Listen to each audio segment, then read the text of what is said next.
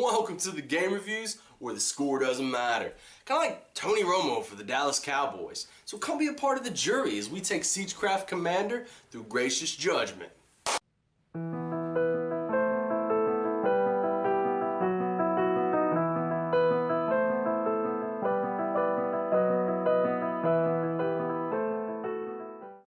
Siegecraft Commander was developed by Blowfish Studios and became available to purchase on January 17th for the Xbox One, PS4, and PC for the price tag of $20. It's a real-time strategy game, but with a twist. A Settlers of Catan kind of twist. Siegecraft isn't your ordinary RTS. It changes it up a little bit by having all your buildings connected by one another with a wall. So, if any of your structures is destroyed, everything that you built that originated from the building that got destroyed is actually destroyed in the process. It becomes one big giant domino effect, which makes building placement king. It's so important in this game, and really you could say it's the most important thing that you could learn. And I'll tell you one thing, there is a very satisfying feeling in cutting your opponent off from where he wants to go because you placed a building in his path. And the amount of buildings that you actually have to play with, I would say is adequate. It's not an abundant amount for a casual RTS player. I'd say for the more veteran-minded RTS players, it would definitely be on the below average side when you compare it to some of the titles that they have to play around with today. And another reason I really felt that this RTS kind of took a leap of faith and tried to be creative in their own right was the way that the buildings are laid out. Most RTSs, you just click and place it wherever you want, right? Well, not in this one. In Siegecraft Commander, you actually have a little arrow icon that pops up and you draw it back. You can either do half draw, full draw, and really anywhere in between. And when you let go, it's going to go a certain distance based on how far you drew it back. So aiming becomes a big part of the process as well. I guess it adds a little more skill to it. But as innovative as I really felt that was, it actually became a little more frustrating to me than anything. Because each building has its own different draw distance. So I wasn't really ever freaking sure how far I needed to draw it back, and then I would shoot it, it'd go to the wrong place, not go far enough or go too far, screwing me up completely. If it didn't go far enough and the building was there, it was permanently there unless I destroyed it myself. Because to the best of my knowledge, there's no way to just destroy the building. It's just there. You have to destroy it yourself or wait till someone else does.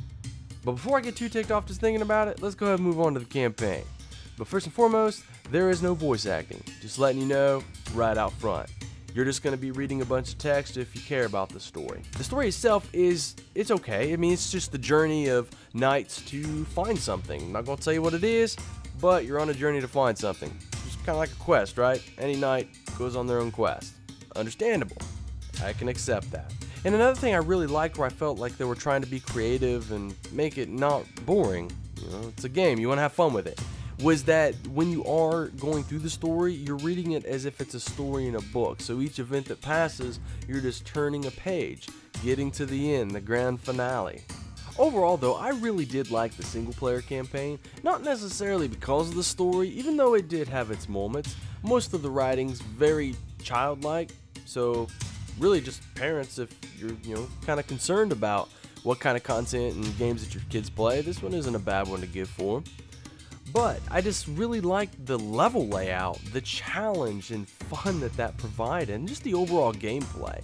The story is not going to be a seller for this game, it'll be the unique gameplay. Along with the actual length of the game, there's 16 main campaign missions split up into 2 parts, 8 apiece. First part is the story that I mentioned before with the knights. The second part, you're not a knight, but it's the general concept of doing the same thing. There just might be a few differences here and there along in the story and then actually on the map as well. You do go to different terrain and they do throw some things in there that are going to mix you up, and the AI gets harder in the second part of the campaign.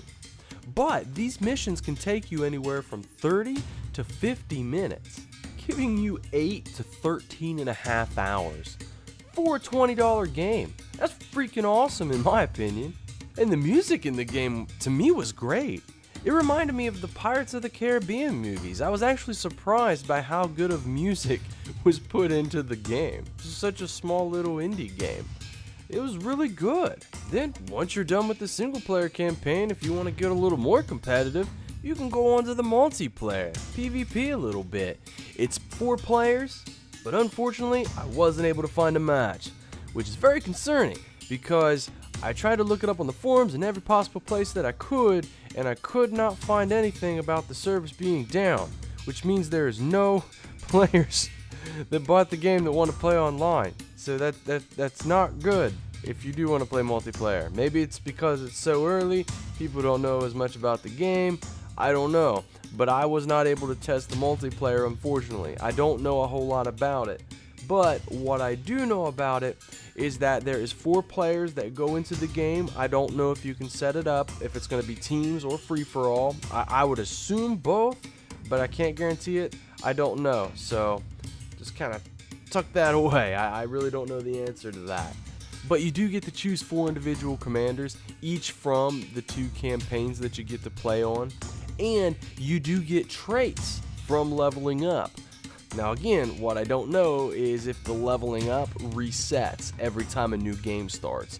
I would assume, again, that it's like the other RTSs. You know, the more you level up, your character becomes more powerful as the game goes on and resets once it starts over. If it's not like that, to me that would be kind of poor game design.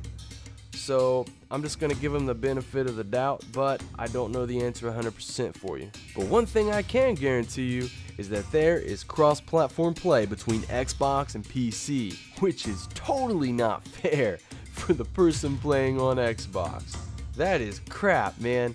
There is no possible way someone's going to beat a keyboard and mouse player with a controller. And if you say that you can, I probably won't believe you until you prove me wrong, and if you do prove me wrong, you are a legend among men. But before we get too carried away here, it is optional. So it's cool that they added that, which apparently they needed to, since I couldn't find anybody to play with in the first place. And a bit of an interesting choice that I felt the developer team made was the different game mode that you could choose from. You can play it as your standard RTS, just in real time, but then you can also play it as a turn-based game like a medieval Total War, which to this day, medieval Total War 2 is still my favorite real-time strategy game.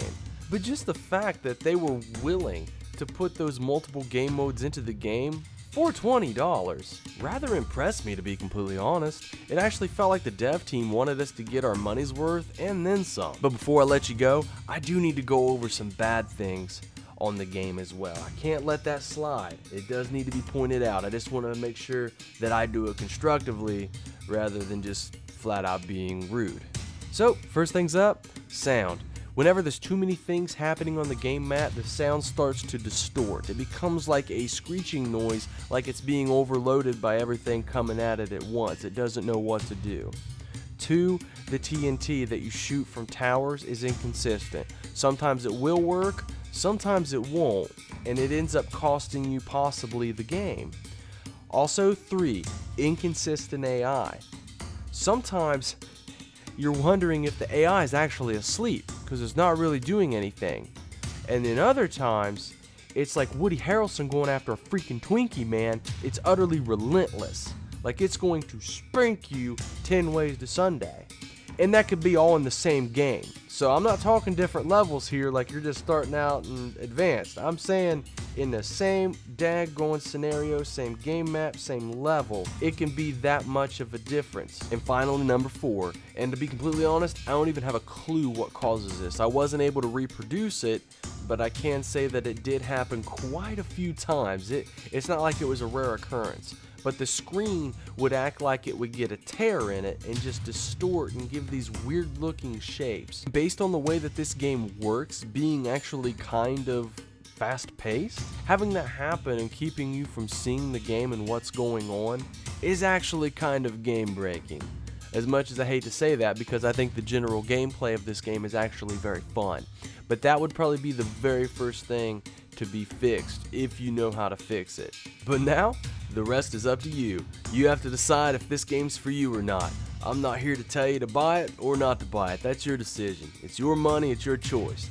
Your enjoyment of this game is what really matters. So if you do have any questions about it, feel free to post it down in the comments below. Maybe I missed something and you're still curious. I'll do what I can to help. And until next time, you take care, have a good week, and always remember, game with grace.